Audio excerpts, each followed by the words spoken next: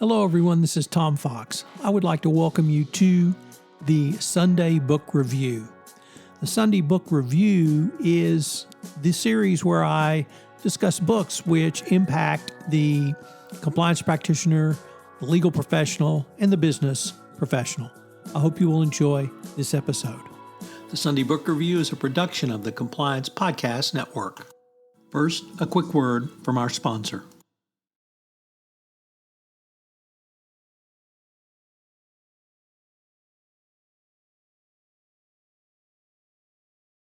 Book review for February 19, 2022, the Books on Corruption edition.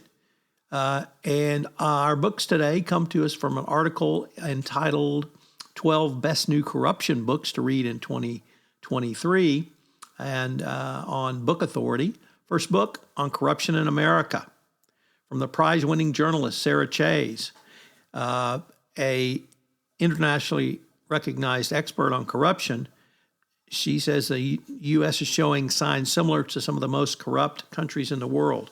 Although we've had this type of corruption before, Chayes reveals how corrupt systems are organized, how they enable bad actors to bend the rules so their crimes are legally covered, and how they overtly determine the shape of our government affecting all levels of society, particularly when the corruption is overlooked and downplayed by the rich and powerful.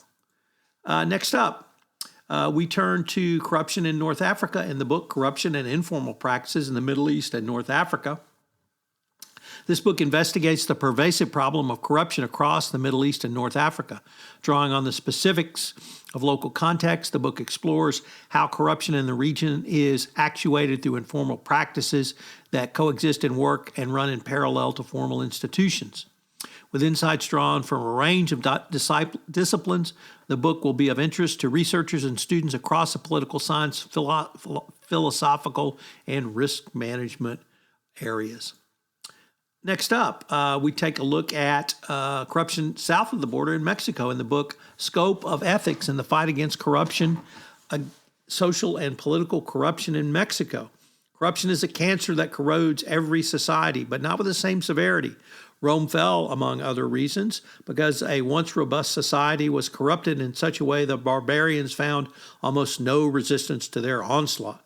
The author of this book, Salvador Carranza, it tends to prove that power does not always corrupt, and that in history we can find cases of absolute power when not corrupting the ruler. Good luck with that. Nevertheless, he believes that ethics play a fundamental role in this, and he tries to articulate that for the country of Mexico.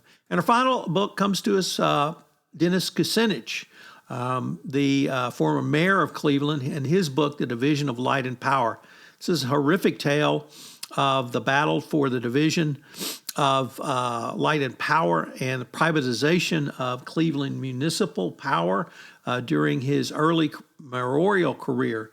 He was a big city mayor at age 31 and ran into several entrenched interests, including the mob, who tried to wrest control of the Cleveland power from the city and privatize it. It was a huge battle then. It reads more than like a Hollywood thriller today. If you'd like to see what corruption is like from someone who is resisting it, I can't think of a better book. And of course, it's Dennis Kucinich. So all things are good in this book. The Compliance Podcast Network was recently honored with several Communicator Awards for podcasts I know you will want to check out.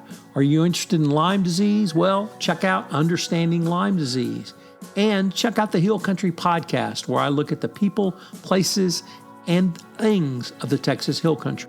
I recently posted a new podcast series, The Big Empty, on 21st century economic issues facing the state of Texas, where together with author Lauren Steffi and using his book, The Big Empty, to introduce 5 key economic topics facing the state of Texas.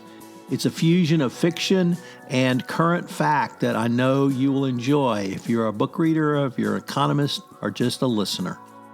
And we actually have one more, which is The Board's Role in Compliance, where I'm joined by my colleague Jonathan Mark partner at Baker Tilly, where we look at the role of the board of directors in compliance, starting with the Caremark doctrine and carrying that forward, and answer questions on how a board can fulfill its obligations under a best practices compliance program. The Sunday Book Review is a production of the Compliance Podcast Network. This podcast is a part of the C-Suite Radio Network. For more top business podcasts, visit c-suiteradio.com.